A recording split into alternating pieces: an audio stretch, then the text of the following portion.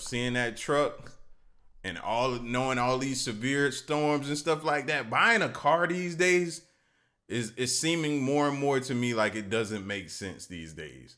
Like, you need the vehicle that, just in case something goes wrong or some natural disaster or severe thunderstorm that comes through and floods everything hits, that you can kind of navigate your way, or you have a shot at getting out of it if you need to. Like, and I'm thinking about that more and more. That goes into the thought process of getting a vehicle these days.